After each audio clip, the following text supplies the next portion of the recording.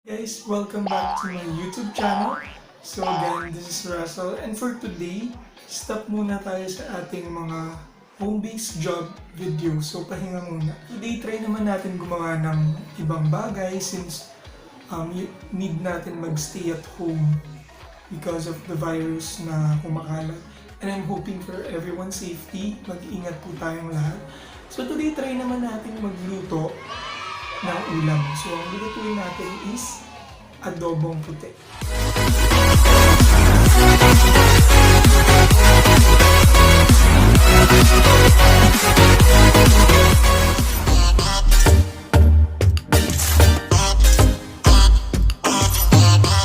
actually, nung nalipat lang ako dito sa Pampanga, dun lang ako nag-start magluto ng mga kung ano-ano.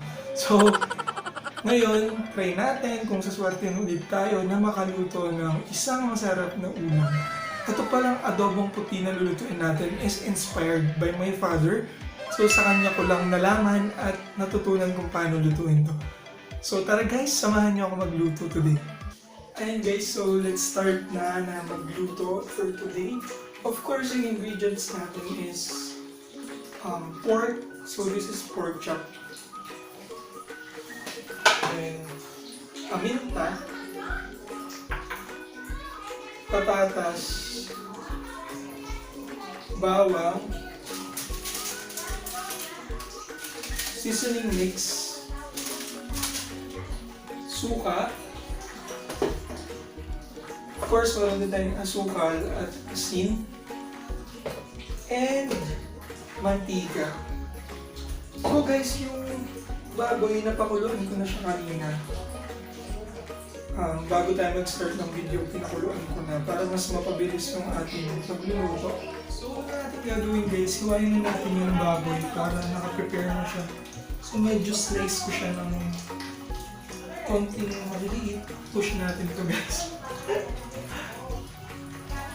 So, after hiwain yung baboy, of course, hiwain na natin patatas sa yung bawang. Magpapaka-chef tayo today guys. Kung makapansin nyo guys, wala tayong ingredients na toyo. Kasi itong adobong puti natin, technically, i-aadobo natin siya sa suka. Medyo naguluhan kayo din ng adobo sa suka. Adobong maasim yung adobo sa suka. Pero, lasa siyang adobo. Feeling chef tayo for today. Dahil wala pa tayong bagong video for home-based job.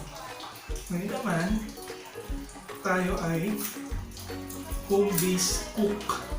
Diba? Sana may bayad din dito, no? Sa pagluluto.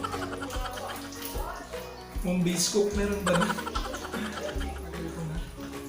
Pero guys, just to share with you, yung specialty ko talaga is pork sisig at chicken sisig.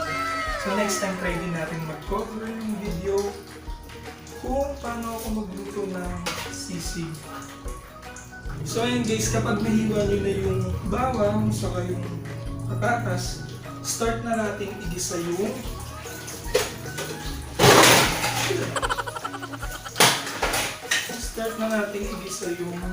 tawag dito, baboy. So ayan, start na tayo. So medyo mahihit yung mantika. Lagay na natin yung bawang. Kapag matas na yung bawang, ginigisa ko na rin yung patatas para lumambot siya kasi gusto ko malambot yung patatas.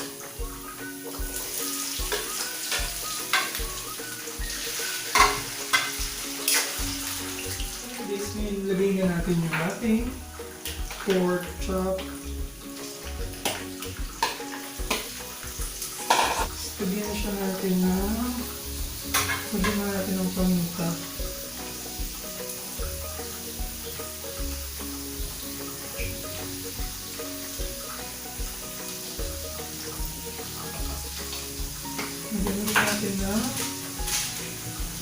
Lagyan na rin natin siya ng seasoning mix.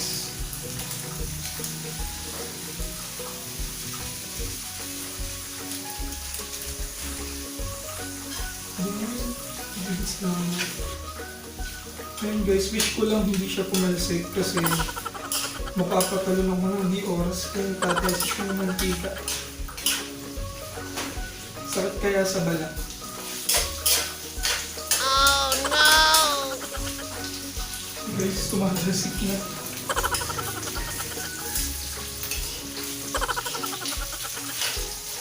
Nagisa na natin yung baboy ngayon. Lagyan na natin yung suka.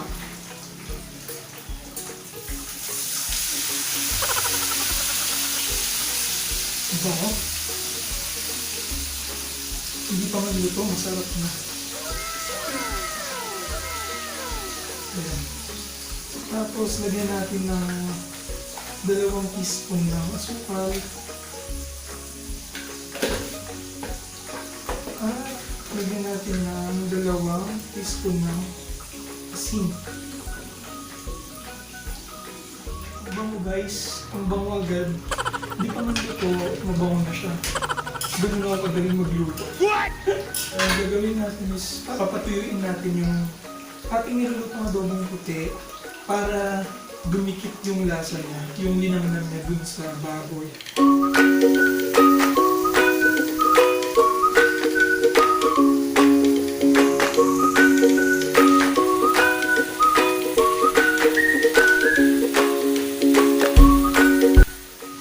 And guys, tikman natin kung ano yung lasa ng sarsa niya. Medyo natutuyo na rin.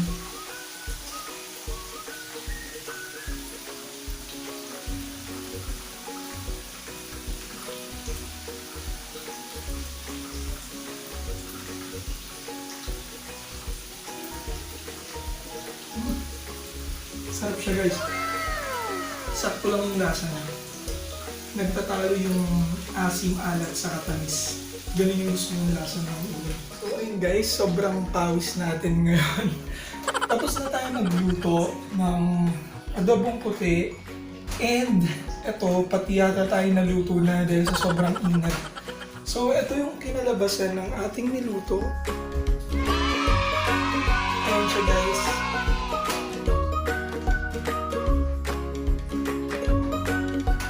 Adobong puti or adobong puti. So ngayon guys, tikman na natin yung kinalabasan ng ating experiment today. Guys, tikman natin.